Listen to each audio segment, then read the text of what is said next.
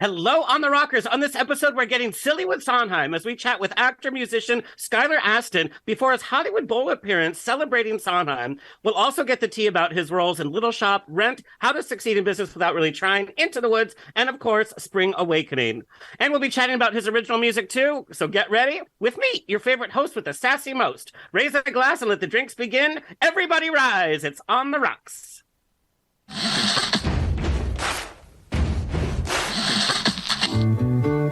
Thank you for being Boulevard. Life is a banquet, and most poor suckers are starving to death. I'd like to propose a toast.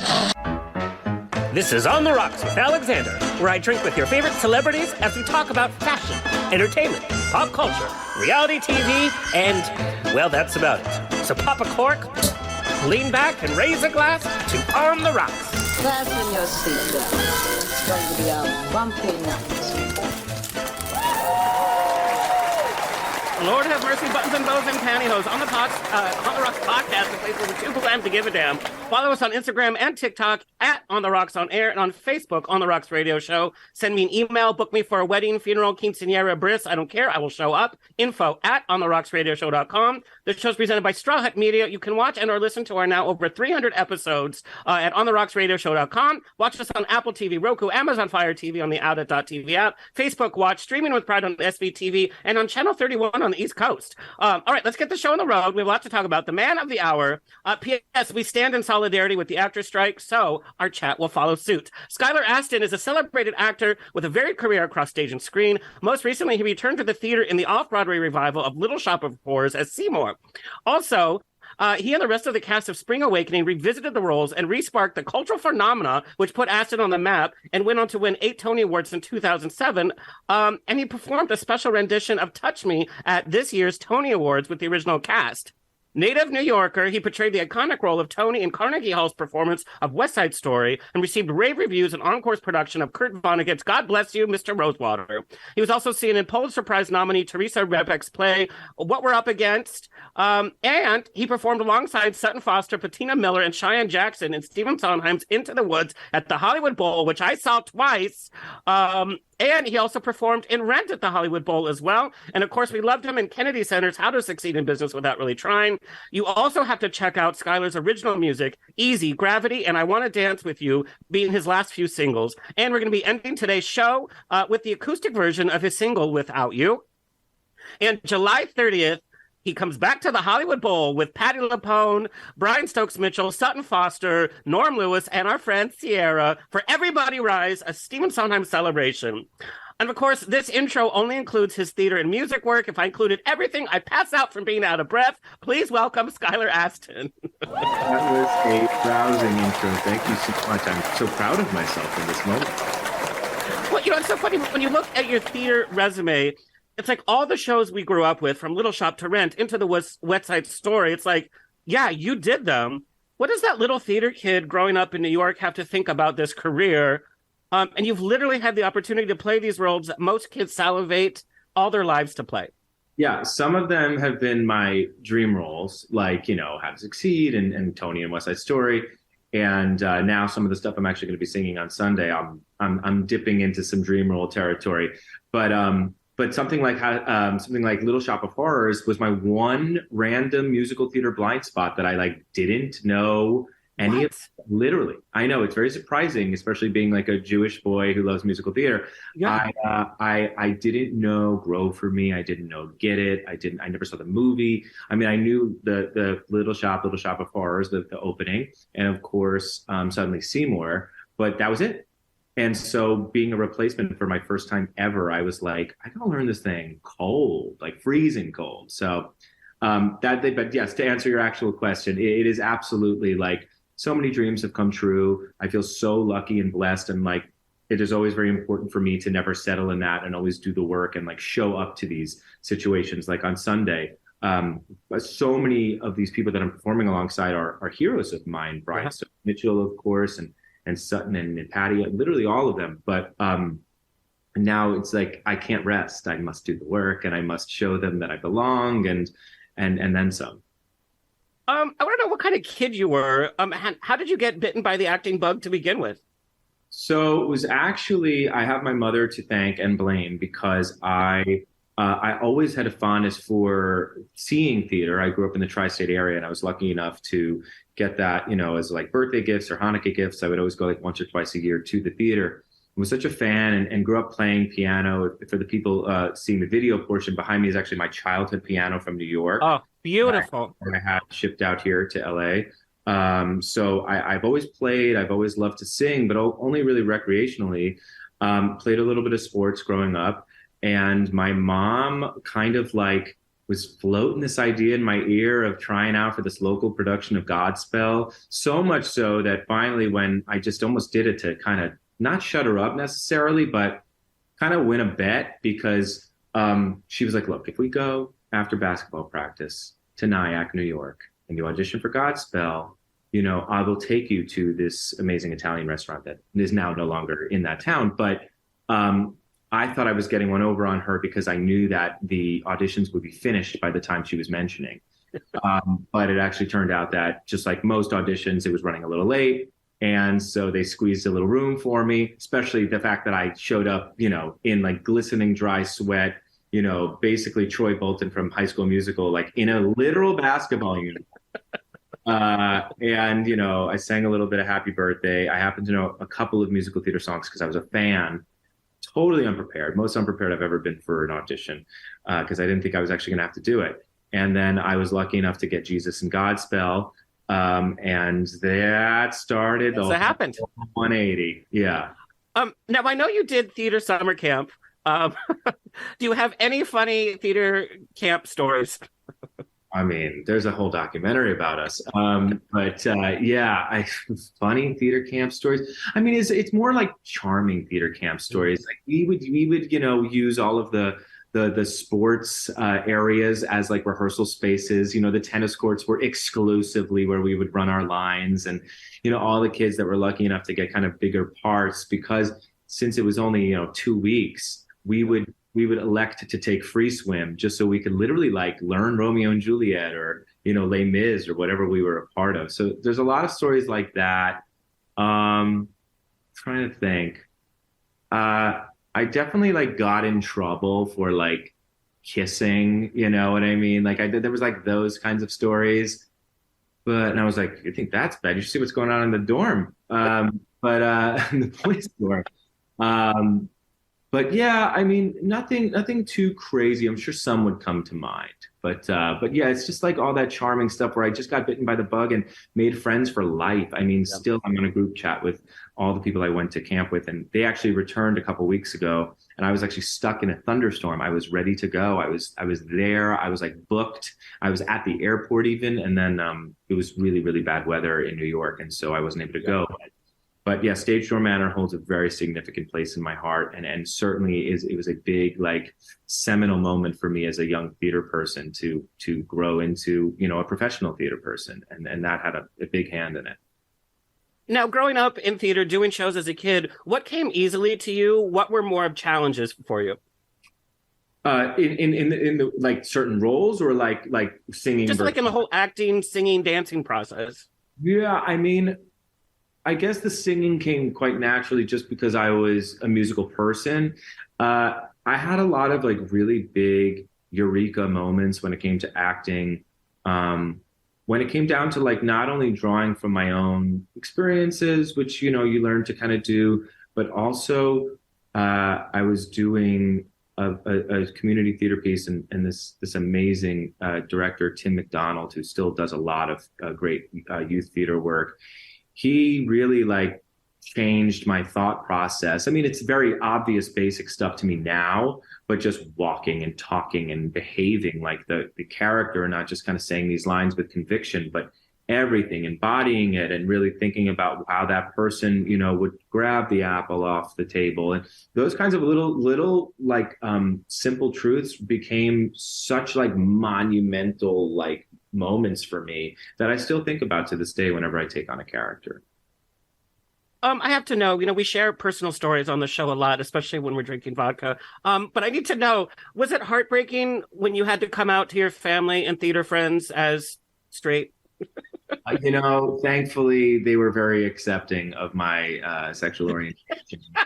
And I think that the same way that I respect anybody else for who they are and being who they are and harnessing who they are, I was definitely accepted as well. And it's kind of an interesting thing when you're at like a theater camp and you're one of the only straight boys there. That has its advantages too. But I was with like one person. I wasn't like I wasn't playing the field. I was like had a girlfriend per summer. So, it didn't suck to be a straight boy in musical theater, but I did not abuse those privileges like some people did.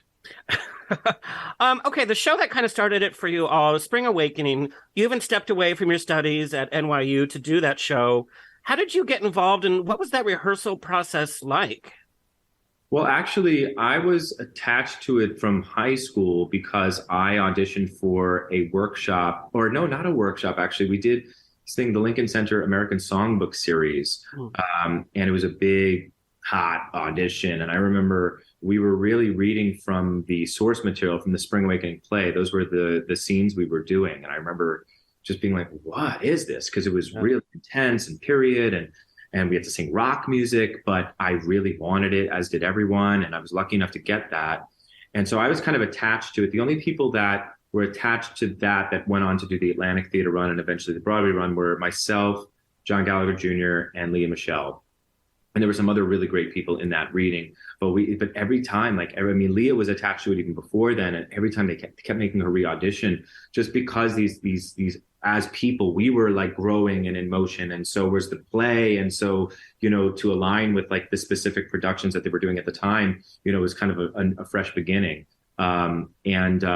So it was a little tricky though, because in between the American Songbook Series and the eventual Atlantic Theater run, I did go to NYU for a year, and NYU has very specific rules about not only as a freshman not being able to do the school productions, but you definitely can't do outside productions. So I had to take a leave of absence, but I had to finish that semester. So I was kind of in two places at once. In fact, Michael Mayer once famously said, week 3 out of 5, when I was missing most of the rehearsals, like, why did we even hire you? You're never here. And I was heartbroken, but just trying so hard to keep up. And eventually, I finished my semester and was able to just fully devote myself to Spring Awakening's final couple weeks of rehearsal, and then the rest was history.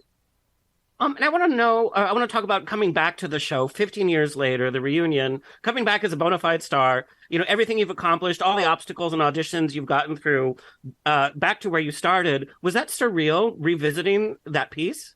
Surreal is like an understatement. It was so weird to feel like so much time has passed. I mean, certain people are parents now, and we were such kids then, but also no time has passed. I mean, the amount of specific inside jokes that we all have, that we could all say one thing and everybody knows exactly what we're talking about, it's countless, down to the YouTube wasn't really around as much then, but down to the silly viral videos we would watch at the time from E-Bound's world.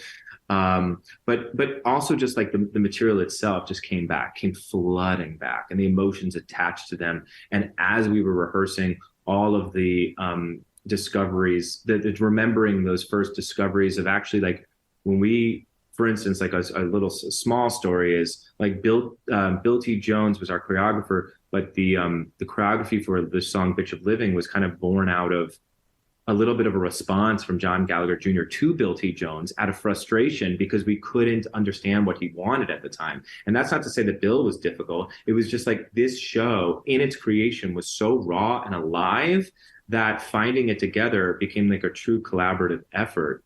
And to the creative team's credit and the cast's credit, nobody got too precious. It was kind of a best idea wins environment. And so we really, for that reason, I mean, I know a lot of original company members of most shows feel this way, but we really feel ownership over those roles, or at least in the creation of those roles. Now, of course, it's been passed on, and anyone could play it, of course, but at the time it was really specific. I mean, even in the score that we were referencing, now they've notated it properly, but it says Skylar, it doesn't say Georg, it says Skylar and Lauren and John and Gideon, and it's wild. That's what we were working off of. actually when we got back together too, which was pretty crazy. Now, coming back 15 years later, how do you think your craft has changed the most over those 15 years? You know, so many people were saying when it was such a big fat hit on Broadway, you kids are really going to understand the importance of this.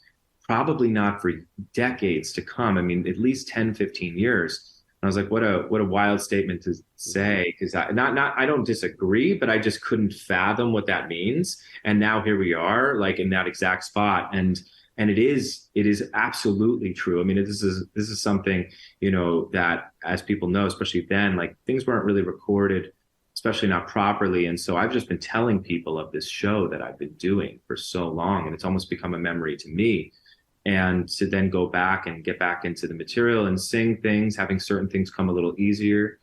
Certain things are a little bit more challenging, like jumping up on a chair without bending your knees. But then just witnessing the cast all coming together, like someone like Lily Cooper, who now has like multiple Tony nominations and is never not working on Broadway. Someone like Jonathan Groff, who was stellar then and, in many ways, an award-winning performance, but seeing who he is now coming back to that role and acting it down. Like he was not marking, we weren't faking it. Like we weren't too cool for school at music stands. Like we were going for it, within reason, of course. No one was fully undressing anymore, but just to see everybody connecting emotionally to this material in such a different way, it's not that we didn't understand it then, but we just understand it a lot more deeply now. I love that statement.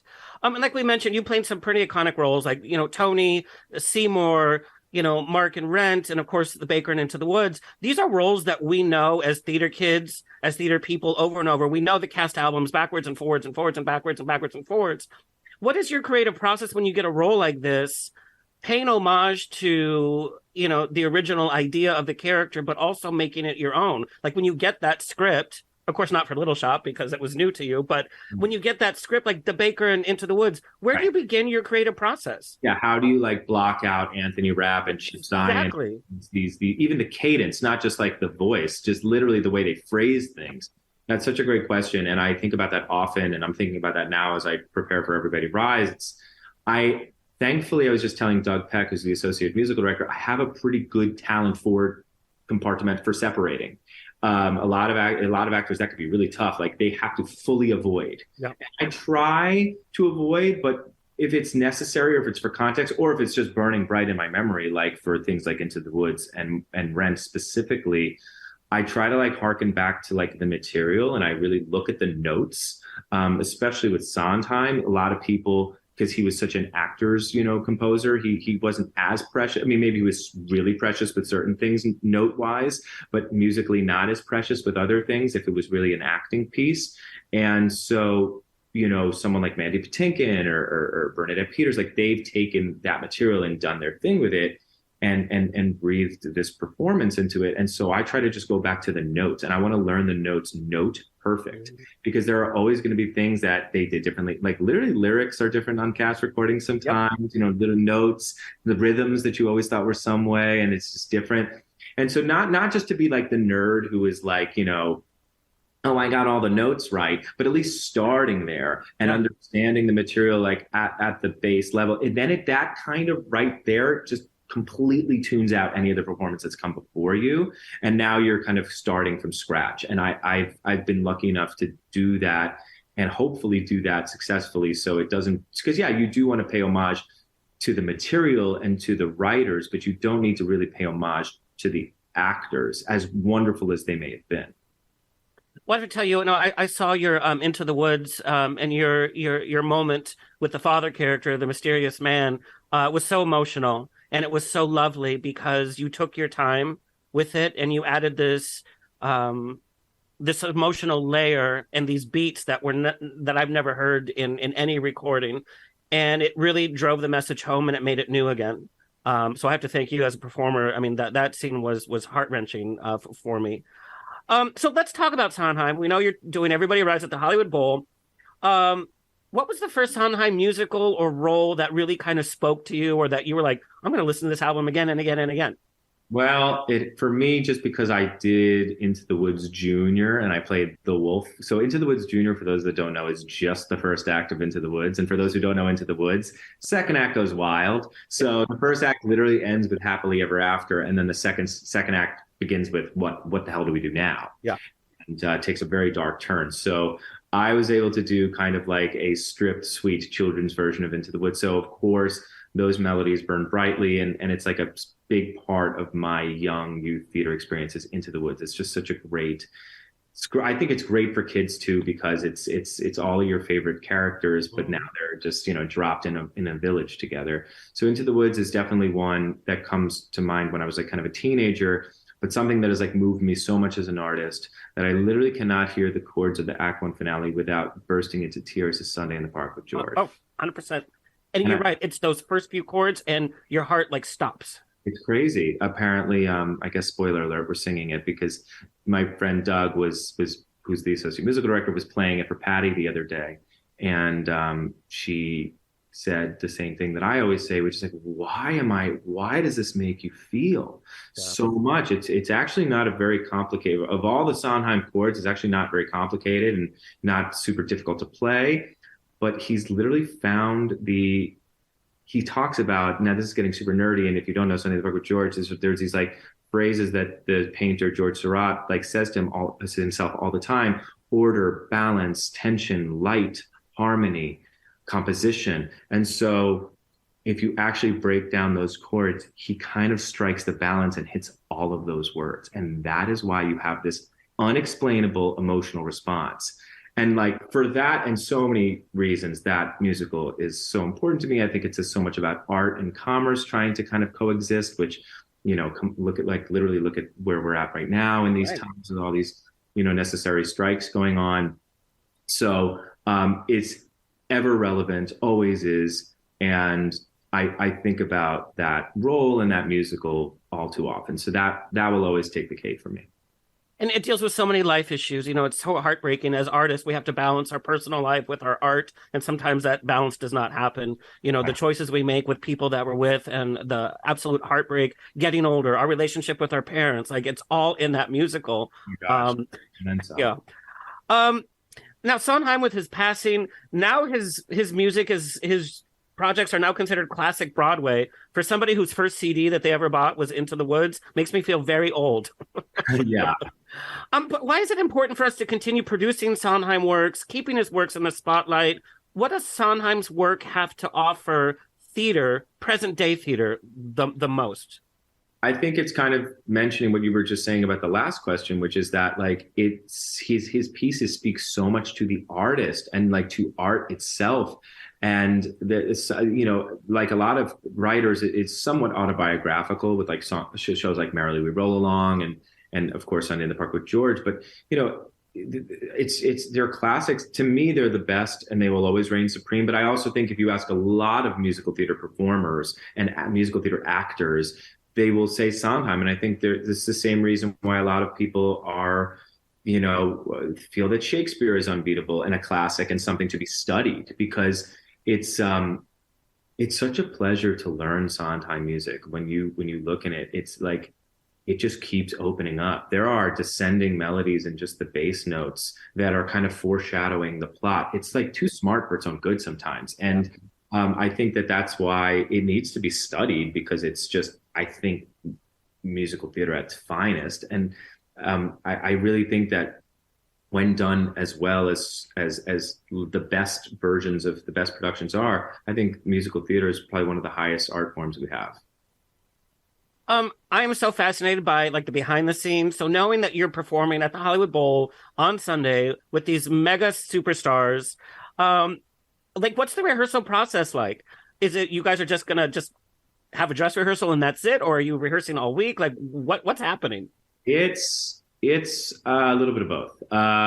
It's not just a dress rehearsal. We're gonna have 3 days, but it is a full 2+ hour show with an intermission. So, there's no dialogue. It's all just, these are going to be, I was kind of told not to say exactly what we're doing, but it is a show, and it's all the ones you want and all the ones you can't believe we're going to do, especially back to back. Like doing major climaxes of major works with like Brian Stokes Mitchell and Patti Lupone, and then going, to me doing something kind of outrageous from Follies, or, Sierra and Norm doing a duet. And it's really well curated and directed by Bobby Longbottom. I mean, thankfully, we've all been having a lot of conversations, and we kind of know what the story is that we're telling. There's a bit of a thread and a theme. And then we're all working completely on our own. I mean, I am very much in rehearsal as we speak. I mean, there's no vodka in this. This is just water because I got to get right. I mean, like, I am hammering lyrics.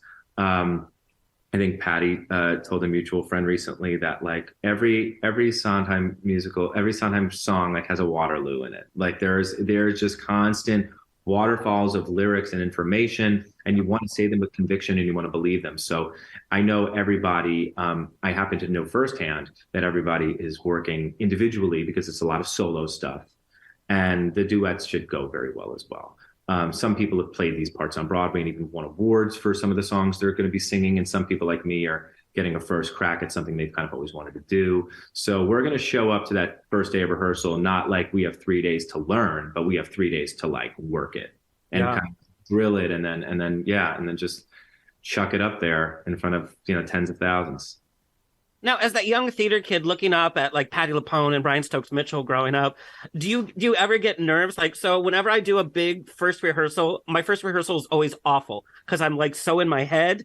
It's like I've forgotten everything I've learned, all the lyrics, all the notes, and I'm my own worst enemy.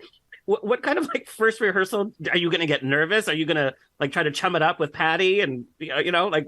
Well, I thankfully have met Patti, and I know that like we're both excited to work together. I mean, I know I'm freaking out to work with her. She said she's excited to work with me, but we'll see. But of course, I want to impress these people. They're my heroes. But I think if I really make it about that, then I will fail. I really have gotten good over the years at kind of reserving my fandom and just earning that relationship with the work. Anytime you work with or get to know somebody who, is kind of larger than life, you want to not only humanize them, but you want to not have that even in the air. They're so used to having people try to kind of, perform for them and or get validation. And I know that comes with time. I mean, I don't even know if by the end of this whole experience, I imagine they'll develop a level of respect, but that's, I want to do a good job for, honestly, it sounds a little corny, but I want to do a good job for Sondheim's honor more than anything. And so I think obviously all those other things will come if I just do the work and, rely on the training that I have and rely on the preparation that I'm going to do to get there. And then, I know it will come to me. Unless it's on somebody else to not do the right thing. But I really do think that it's going to be a very warm and welcoming room also. So I think the table is set. And of course I'm nervous, but I like to talk about this thing called healthy fear. I think if you're a little nervous, that's right. And you're right in the right spot. If you're 100%. Overcome with nerves, it will cripple you. And if you're not nervous at all, well, then you're going to surprise yourself and mess up to such a degree because you're too relaxed. 100%. What I really love about this celebration is the texture of voices. There's so many different textures that we're going to be hearing on stage. It's like, all the different genres of Broadway. I couldn't think of a better way to honor Sondheim. Okay, we're going to shift gears a little bit. We know our social and political scene in the nation is a mess. We saw the unfortunate neo-Nazi demonstration during Parade on Broadway. We see the hate not just coming from politicians, but from our neighbors. What has your experience been as a Jewish boy growing up in New York, and in the industry? Is there anything you want to share, and even about your fear about like what's happening in our nation, that a Broadway show is having neo-Nazis protest? I mean, that there's so many things, unfortunately, with the state of our politics that are very upsetting, and especially over the past 5 to 10 years. I mean, I think that it's important to denounce anti-Semitism and any racism whenever you see it. I don't think just standing idly by is okay. It never has been. And, theater can be controversial, but identity should never be. And to me, I am a very proud Jewish person. I also, I know that there's a lot of conversations surrounding Jewish actors playing Jewish roles. And I think 100%. it's important to the story, and it's a part of their experience, and it's a part of the character's journey. It's not just their last name, especially should be done by a Jewish performer. It's a really scary time, but it also, I always thought that theater is very brave because you get up there and you are completely vulnerable in front of people. And I think a lot of audience members that aren't the respectable audience members, they forget all the time that they're in front of a human being. They think that it's a movie theater. You'll see people with crazy amounts of candy and on their phones and all sorts of stuff. So like it's a brave and vulnerable thing to do in that respect. And then when you're someone like Ben, who's doing subject matter that is really obviously close to home for him, being a Jewish actor, but then to have people outside protesting it just shows how much, I guess, how important these pieces actually are to put on. Because look, I don't want to say something like, if it's creating controversy, it must be relevant. But no, I mean, I think it's important. It's important to stay steadfast in telling these stories and having these performers out there being vulnerable, and performers should really be protected. I mean, there's also that side of it that's very dangerous and scary, and the proper security measures need to be taken because we are really actually just up there, in living color and not on some screen that gives a real fourth wall. I want to talk about your original music. When a theater actor puts out, an album, everyone's like, okay, let's see what they got. What's going on? There's not a script. There's not a character. Were you trepidatious at all about putting out your own music? Because it's a side of Skylar that we haven't seen or heard before. Yeah, well, look, there's a bunch of ways I could have gone, and I think that's why I didn't put out music for so long, because I was like, you got to do an album, got to do a holiday album or a cover songs, and I could do that. I've done movies where it's all cover songs, and I love that, but I just never picked one. And then during the pandemic, it kind of picked me in a weird way. I had the time. I was playing my piano constantly. I've written music my whole life, but I've just never really shared it publicly. And then I just kind of wanted to have fun. Like, I obviously, like, through this conversation, you could tell I love listening to show tunes. I love listening to Sondheim. I love listening to classics like Billy Joel, but also I like pop music, especially good pop music. And I think that the stigma surrounding pop has kind of gone away lately with people like Ed Sheeran and people that really just write great songs. Yeah. And I was just a kind of a project. I really approach it like a full-on hobby. Could it take off one day? Sure. But like the advantage of not having a label behind me and not having these pressures is that I get to be completely in charge. And that's very cathartic for me as a performer who is always a vessel for somebody else's words to now be able to just say my own. And certain ones will hit hard and be heavy, and other ones will just be fun and make you want to dance. I think a lot of my stuff in the pandemic, especially early in the pandemic, was kind of a release and an escape to a time where you can just kind of get up and dance with somebody. So that was a reflection of what I was going through at the time there. And now with a new song that I just released called Easy, it's kind of a lo-fi jazz standard, that's got a kind of a synthy kind of pop thing going on too. So I just have fun with it. And I've been working with this amazing producer named Stefan Litt.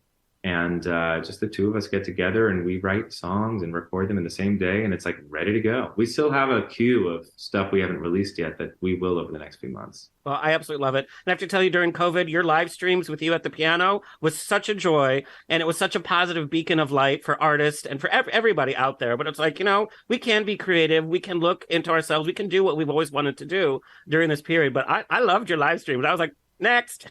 Thank you. We need the next one. It was a real joy for me. It honestly gave me something really special to wake up for. And it wasn't so much about the popularity of it or anything.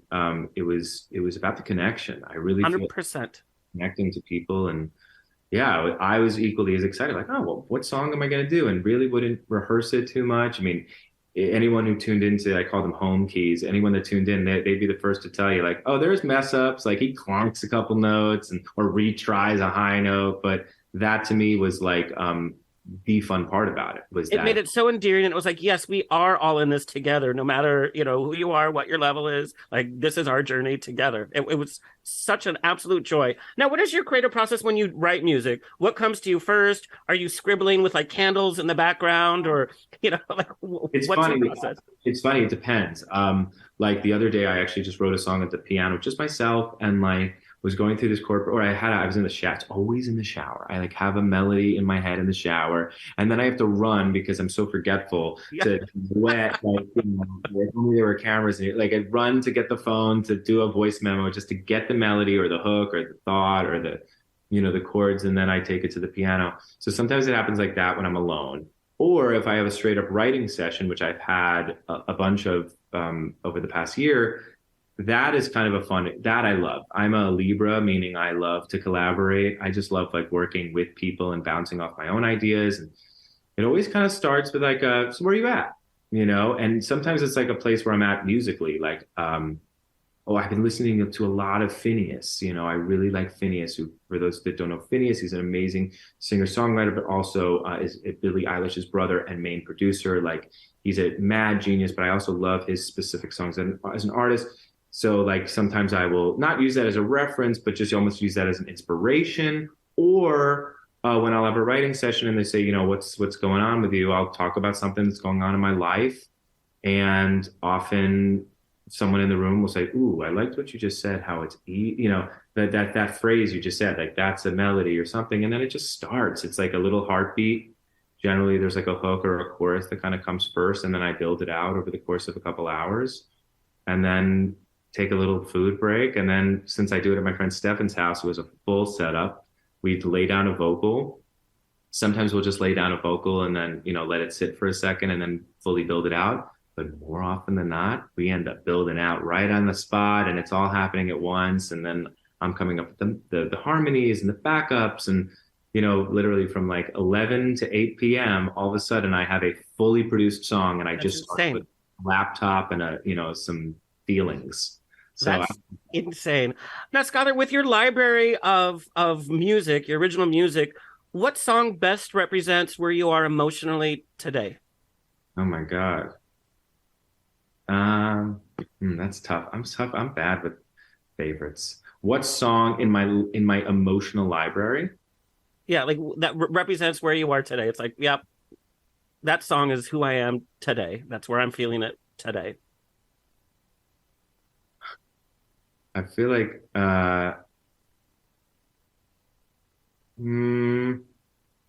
girls just want to have fun. No, I think like something that came to mind is Just Haven't Met You Yet, but that's not actually relevant.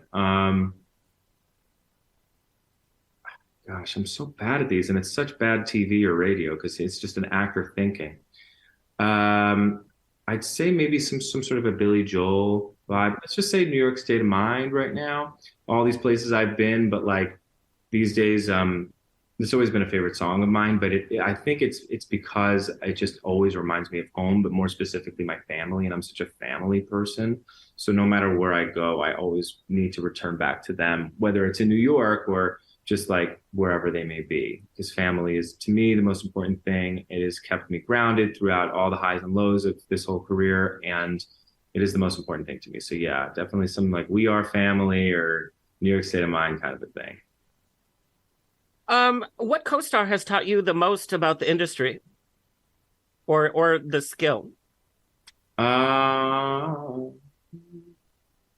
Definitely trying to think. I learned a lot working with Nick Nolte. I did a show with him for a very long time. I just love to hear his old stories. But him and James Cromwell both said the same thing when I was on set doing work with both of them. One was for another series. And like they sometimes when you're on TV and film, I'm such a good boy. I try to be such a good boy, meaning like if the script supervisor tells me, hey, you drank it with the wrong hand, or all these like continuity things, I'm pretty good about threading that needle. But both of them were such actors that like they're like, don't listen to her, just don't listen. And I'm like, what? No. I think I did it wrong. They're like, just don't even, I hate that they came up to you. And it's not, I'm not a purist in that way. Like, you got to match it. We are making a big team, so it can't not match. However, I do find myself now on my show going up to young people sometimes and saying, hey, like, don't worry so much about that. Just even don't worry so much about the words if they're really struggling.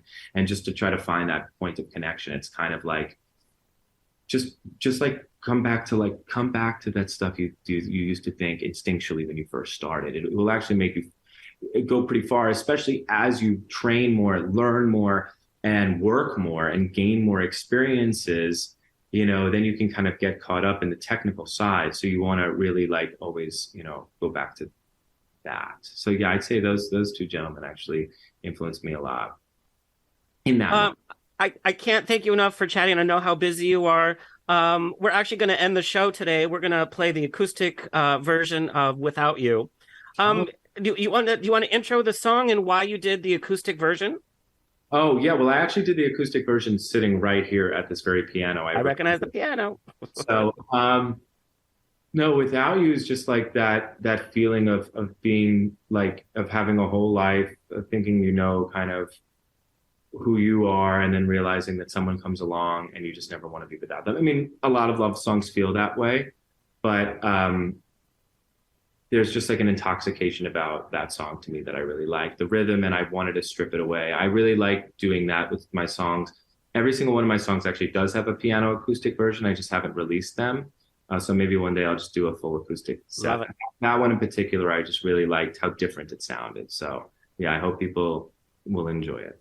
Love it. Skylar, where do you want everybody to find and follow you? You can follow me on Instagram, Twitter, Threads, anything that's coming out. They're all exclusively at Skylar Astin. So just my name, no fakers. There's a lot of fakers out there, but I have a blue check. So if you see that, it's me. Not on Twitter because they made me pay. And I just don't. Why are we doing that? But yeah, so at Skylar Astin in general. And if you're in SoCal, or even if not in SoCal, come to the Hollywood Bowl this Sunday. I mean, what an embarrassment of riches. Skylar and the whole team there celebrating Sondheim. I cannot wait. I'll probably get there 2 hours early just to make sure that, I can calm down in time for it to start. You go early enough, you might catch a bit of a dress rehearsal sound check. So I actually love that part. I love that part. Skylar, thank you so much. I know you have to run and learn more Sondheim words. So thank you for spending the time with us. And, just a big thank you for everything you do for the community, for the theater community, the entertainment community. And I know you're a big ally to the LGBTQ community. Can't thank you enough. Always. I attribute it all to some great parenting. And I will always be an ally. And I will always not only support the theater community, but it's my bread and butter. And it's where I love to be. Awesome. Thank you. Well, that's all, folks. It's a grab bag of fun here every time at On the Rocks. Big thank you to our engineer, Tony Sweet, our social media clip editor, Alexis Mendez. Coming up, we have Armando and Kenny from TLC's 90 Day Fiancé.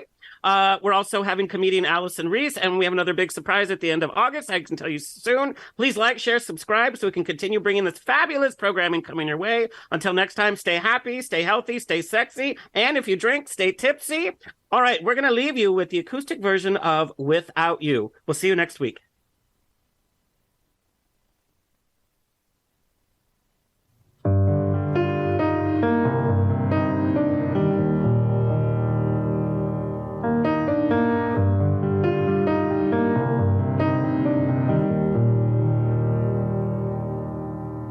I will find you just beyond the ways I left behind you. And now I'm saying I don't wanna let you slip away. I don't wanna leave, but I can't stay. So I'll wait, I'll be beside you. And now I'm ready to go, go, go, go. Ready to go, go, go, go. We're going too slow, slow, slow, slow, slow. 'Cause I never wanna live without you. You, all I think of is you. 'cause I never wanna live without one more second. Just when I was not expecting to feel this way, but I don't wanna leave you close behind. And I would rather go than stay inside my brain. Let's stop pretending. And now I'm ready to go, go, go, go. Ready to go, go, go, go. We're going too slow, slow, slow, slow, slow. 'Cause I never wanna live without you. You, all I think of is you. 'Cause I never wanna live without. I just wanna live, I just wanna live. 'Cause I never wanna live without. I just wanna live, I just wanna live. Oh, I never wanna live without you, no, no, no, no, no. 'Cause all I think about is you, yeah, yeah. 'Cause I never wanna live without you. 'Cause I never wanna live without you. You, yeah.